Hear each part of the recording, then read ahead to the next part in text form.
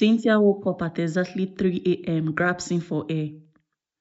It felt like she was still falling in the dark pit from her nightmare. Her heart was pounding and her skin was cold and sweaty. She felt around in the dark and grabbed her Bible.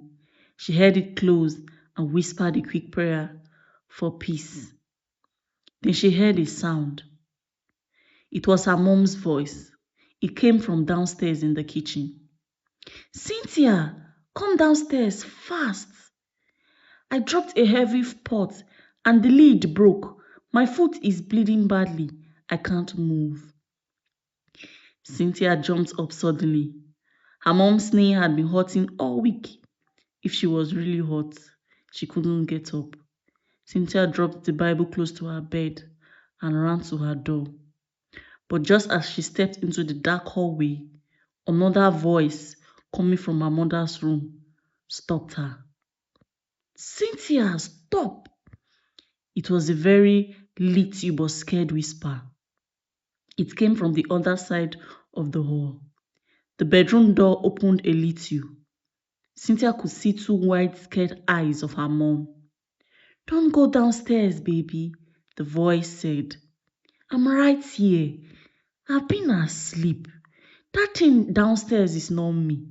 I have also heard it too." The house went silent. At this point, Cynthia started shaking. The only sound was the ticking of the big clock in the living room. Both voices sounded exactly like her mom's.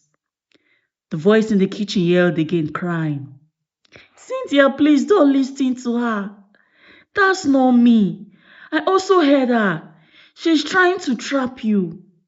Why would I be hiding in my room? Please come and help me." There was also a wet dragging sound, like someone pulling themselves downstairs on the floor. The bedroom voice whispered again, louder this time, and a shaky hand reached out for the door. "Think, Cynthia, that's not me. If I was really hot downstairs, why would I tell you to come down in the dark? I would have told you to call 911. It's trying to trick you. Come into my room and lock the door." Cynthia stood frozen between the stairs and the bedroom. She was so scared she couldn't think. Downstairs, the voice was crying in pain. Upstairs, the other voice was breathing hard. She was so scared, and while she was standing there thinking of what to do, her phone rang. It was her mother's number calling.